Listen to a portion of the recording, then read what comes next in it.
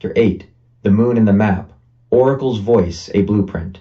POV Oracle. Location, the hub on the moon. My hands, once accustomed to the cold, dead feel of Legion Tech, now moved with the grace of a sculptor. The moon's bleak surface, a canvas of gray dust and craters, was home. I looked out the viewport from the hub. Its sleek, angular architecture, a stark contrast to the barren landscape.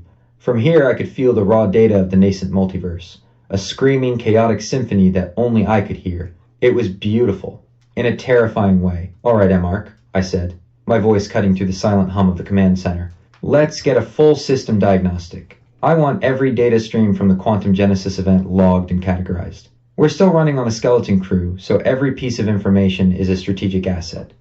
What's our ETA on the new team members?" "ETA on incoming assets is approximately 47 minutes and 12 seconds, Oracle." A calm, logical voice responded, its holographic form flickering into existence. Ark, my lead technology officer and a part of the Oracle network itself, was a geometric avatar composed of pure light and code, its form a constant stream of data, glowing in impossible colors. "Solid copy," I affirmed, my gaze sweeping across the control panel. "This is a go for launch. We're about to get the band back together. Let's get this show on the road." Oracle, the very essence of what we're building here is a fortress. A digital monument to order in a universe that just went completely off the rails. We're not just rebuilding, we're creating. Ark, show them the Aetherium Web. Ark, a holographic projection of a shimmering, complex network appears in the center of the room. The Aetherium Web is a new information network, meticulously constructed from the raw data of the nascent multiverse. It's a testament to the idea that consciousness can emerge from the intersection of code and flow energy. Oracle, think of it as the ultimate operating system. The flow is the raw energy, the fundamental information of the multiverse, and we're the program that can read and stabilize it. Our mission is to prevent multiversal hiccups from becoming an existential cough. Oracle, turning to the team, Ark is our brain, our primary interface with the map. But a brain's no good without a body. Corbin, give me a status on the primary generators. I want a full spectrum read on the electric flow. Corbin, a gruff voice with a dry wit. "You got it, boss. Generators are humming like a well-oiled machine. Air's got that metallic tang you love." "She's ready to go. You flow users can talk all you want, but this thing runs on hot steel and my know-how. My goggles show me the flow's energy output in a practical, diagnostic overlay." Oracle, a confident laugh. "Happy hunting, Forge. You're our grounded reality, a necessary anchor. Now, Zephyr, status report on the team's physiological and psychological data streams. We're about to put them through the ringer." Zephyr, a calm, soothing voice. "The team's vitals are at optimal levels, Oracle. We've treated the stress of their arrival. I've accelerated their natural regenerative processes and addressed the initial psychological effects of the temporal shock. As you know, I believe that a healthy body and a sound mind are the greatest defenses against chaos." Oracle, couldn't agree more. "And Brittany, what's our structural integrity look like? I need to know this place can handle a full-scale assault if things go south." Brittany, a calm, focused professional. "The hub is solid, Oracle. I've felt the integrity of every physical object, and I've reinforced the entire structure with a burst of my structural flow. This is a stable home for a team that constantly operates in chaos. We're ready." Oracle, now that the foundation is stable, let's get down to the core mission. "Lix, are you ready to chart a new path?" Lix, energetic and adventurous, ready and waiting, Oracle. My scales are shimmering with anticipation. I can feel the multiversal frequencies vibrating. Just give me a destination, and I'll open the portal. I'm an explorer at heart, always eager to chart new territory. Oracle Jackson, I'll need a full probabilistic analysis of that jump. What are our potential threats, and what's the likelihood of a successful transition? Jackson, stoic and analytical, analysis complete. Oracle, my cybernetic enhancements have processed the data. My calculations show a 93.7% chance of a clean transition, with a 6.3% margin for temporal anomalies and hostile threats. We'll be fine. Oracle, Elias, once we're in, I'll need you to connect to the collective consciousness of this new reality.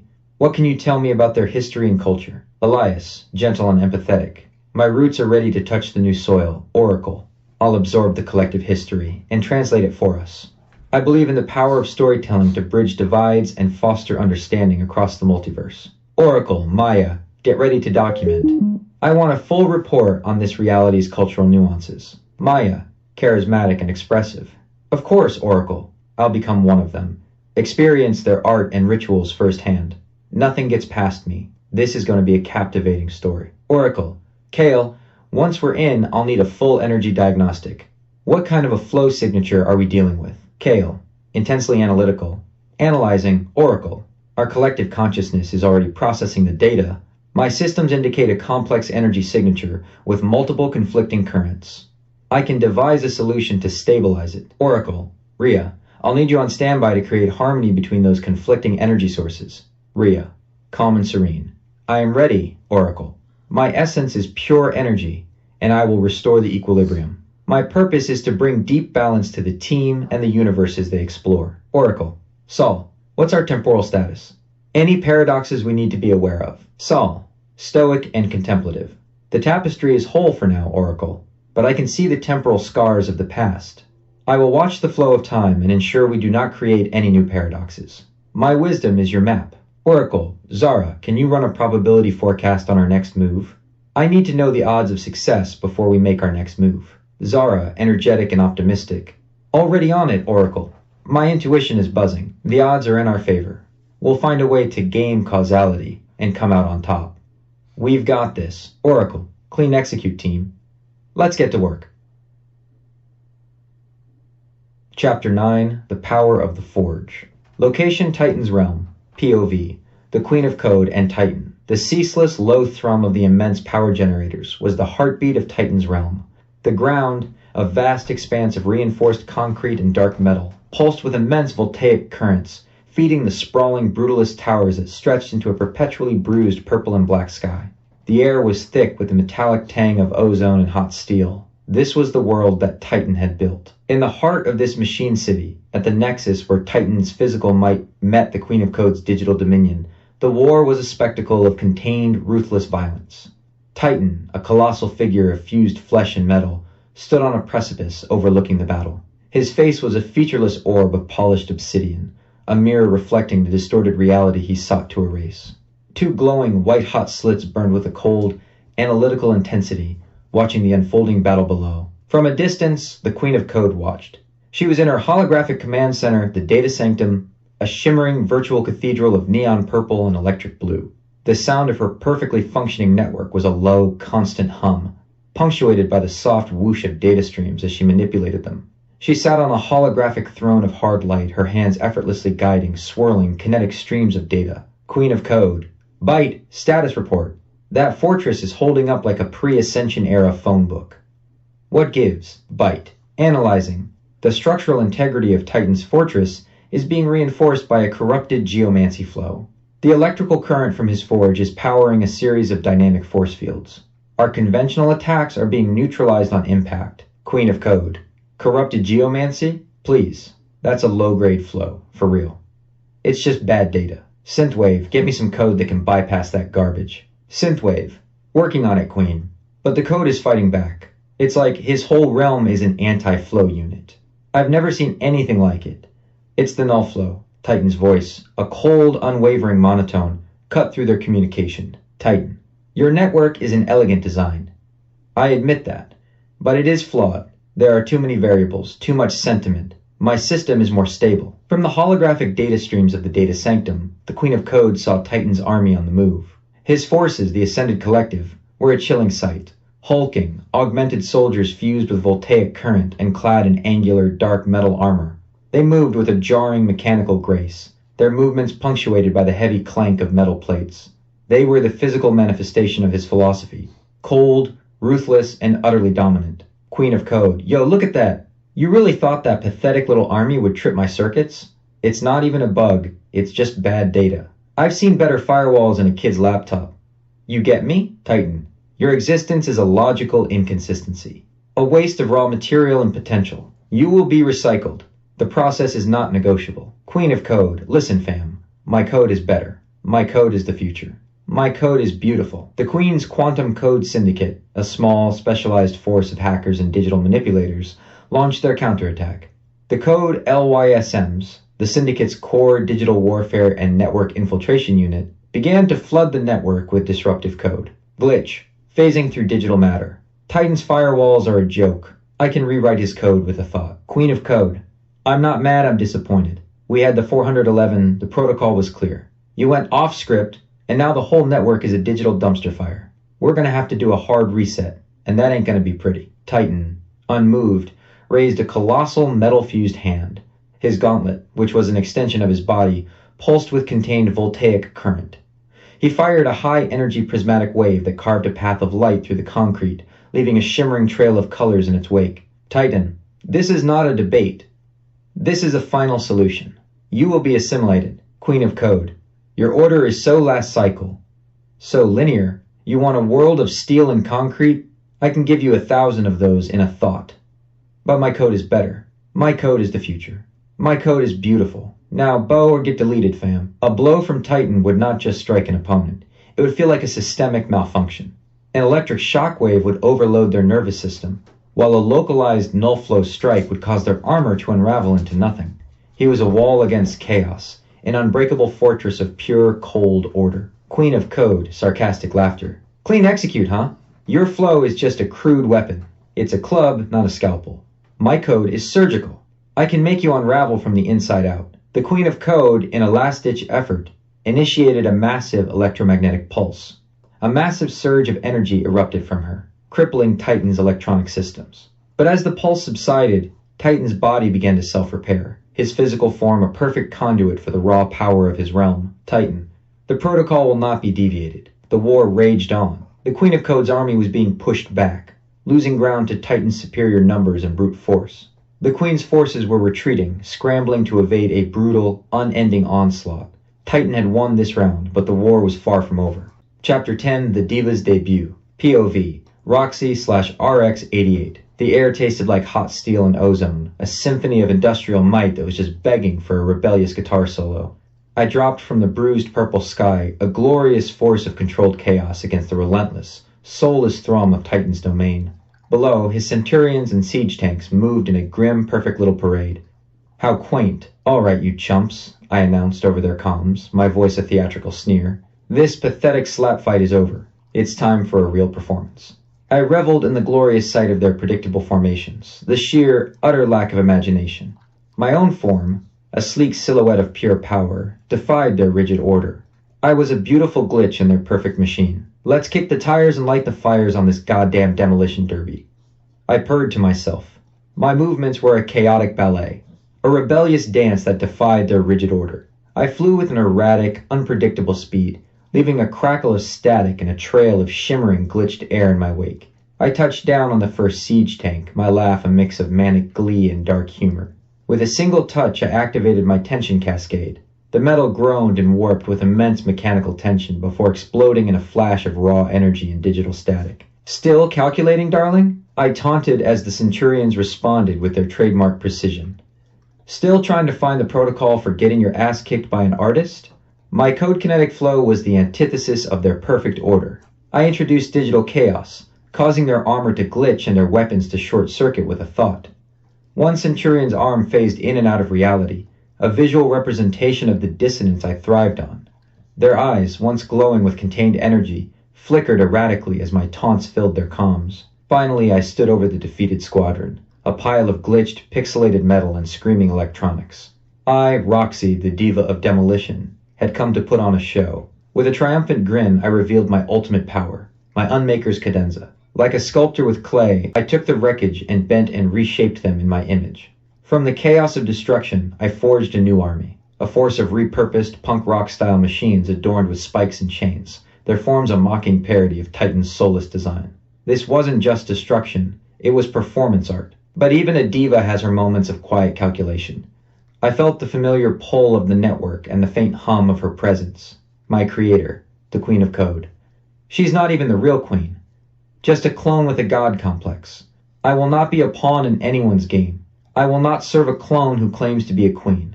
I will be the queen myself. My purpose, my destiny, is to be the conductor of a new symphony. A symphony of glitches with me at the helm. This isn't a war for control, but a performance for my own enjoyment. The stage is set for the diva of destruction. The show is about to begin. Chapter 11, The Firewall Gambit. POV Oracle. I looked out at the multiversal map, a living tapestry of light and code that shimmered in the command center. But it was no longer beautiful. It was a chaotic, crimson blur, a spreading virus of malevolent order. Titan's army, the Ascended Collective, was a smear of violent data, consuming realities and converting their flow into a raw power source for his expanding empire. I could feel the cold, unyielding precision of his will, a methodical approach to an annihilation I couldn't stop. A conventional war was not a viable option. My keepers were a force of stability, not a blunt instrument of destruction. In a moment of profound, painful clarity, I knew what I had to do. It was a brutal decision, one that challenged my core mission of preservation and harmony. I would not fight Titan. I would contain him. I looked at the vast, shimmering map, its countless realities now a single, terrifying threat. My fingers, once accustomed to the soft hum of keyboards, moved with cold precision over the holographic controls. Activating Protocol Omega, I said to the silent command center, my voice a whisper against the hum of the systems. Command, Firewall Gambit.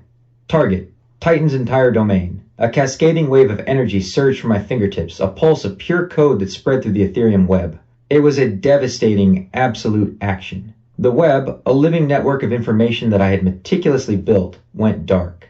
A massive digital firewall, my measure of last resort, erected itself around the entire region, confining everyone within Titan's chamber, including my own databank and the Queen of Code's domain. A profound silence fell over the multiverse. My connection to that vast portion of reality was severed, the humming lines of code now dead. Black wires on a screen. The weight of my decision was a physical burden, a cold stone in my chest. I looked at the empty space, the silence deafening in a universe once full of song. POV Kenji, then a flicker. A sudden shift in the air, a scent of ancient steel and sweat. A figure appeared from a rift, a warrior from a time long past. He was a man of honor, a samurai. His name was Kenji. He surveyed the scene, his eyes taking in the brutalist towers, the constant thrum of power generators, and the still, black space where the Aetherium Web had once been. He understood the situation in a single glance. He was in a cage, but he was not alone. He looked at the immense, humming power of Titan's war machines, the cold, unyielding menace of the Ascended Collective. Then he looked at the shimmer of the Queen of Code's presence. She was not a warrior, she was a being of pure intellect, a flawed but brilliant reflection of her original. He saw her as the least detrimental option for survival. He would not ally with the destructive chaos of the Titan army, nor the nihilistic anarchy of Roxy. He would ally with a being who, though cold and calculating, still believed in order. He would find a way to honor his code in this new, brutal world. Kenji moved with a fluid, silent grace, his sword remaining sheathed at his side. He appeared before the Queen of Code's holographic form and bowed, a perfect, ancient gesture. His voice, a whisper of steel, cut through the silence. My sword is at your command. The Queen, whose network had just gone silent, whose digital kingdom had been ripped from her, looked upon this unexpected variable with cold, pragmatic curiosity. The stage was set. The full text of Chapter 12, A New Alliance, from Saga of the Flow, Aetherium Chronicles. Chapter 12, A New Alliance. Location Titan Realm. POV, Queen of Code. 5 years. 5 years of cold, absolute silence. That's how long I've been a ghost in my own machine, trapped by Oracle's desperate gambit. The firewall was her answer to my brilliance and Titan's brutality, and it was as elegant as it was devastating. It muted my network, silenced the Aetherium Web, and caged us all in this desolate, soul-crushing expanse. But Oracle, the so-called prismatic architect, underestimated one thing. A queen doesn't need a network to build a kingdom. She just needs the right variable, and that variable was Kenji. He was an echo of a dead world, a man of rigid honor and ancient purpose in a place of fractured logic. When he offered his sword, I didn't see a warrior. I saw a piece of pure, uncorrupted code. I saw a steadfast anchor in the chaotic digital sea. He was the physical manifestation of discipline, and I was the strategic depth. Together, we were the perfect synthesis. The battle raged in a desolate stretch of Titan's industrial wasteland, the air thick with the scent of ozone and the low thrum of his generators. His centurions moved in a perfect, soulless synchronicity, their glowing eyes scanning for any sign of chaos. But my network, the Quantum Code Syndicate, was no longer a rabble. We were a precise and formidable force. I saw Kenji drop from a ruined structure, his movements a fluid, ancient dance. He was a master of ancient combat techniques, his sword a blur of motion as he sliced through a squadron of Titan centurions.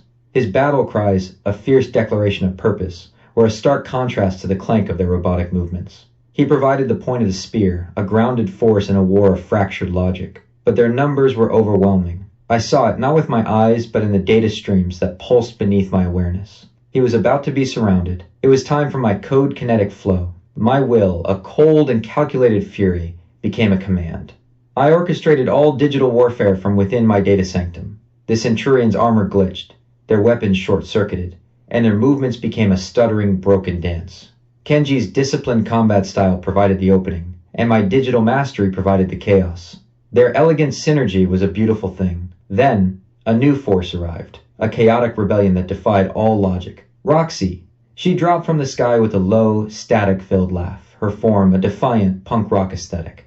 Her army, the badass Mother Rockers, was a mockery of Titan's soulless design, their forms adorned with spikes and chains. She was a diva of demolition, and this was her stage. Still trying to find the protocol for getting your ass kicked by an artist? I heard her taunt over the comms. Her code kinetic flow was a symphony of glitches. It was a display of pure destructive power. One of Titan's siege tanks, a mobile fortress of brute force, groaned and warped before exploding in a flash of raw energy and digital static. She and her army were not tacticians. They were performers. They reveled in disorder and saw chaos as the truest form of freedom. As a final act of rebellion, they left their mark. A spray-painted logo on the shattered metal, a mocking parody of Titan's soulless design. It was a clear, defiant message. We are here, and we will not be contained. The camera pans over Kenji's worn, leathered hands as he polishes his sword, showing the weight of a decade of combat. It then cuts to me, the silent, shimmering form of the Queen of Code, now a master of my craft, a powerful force of cold, calculated fury.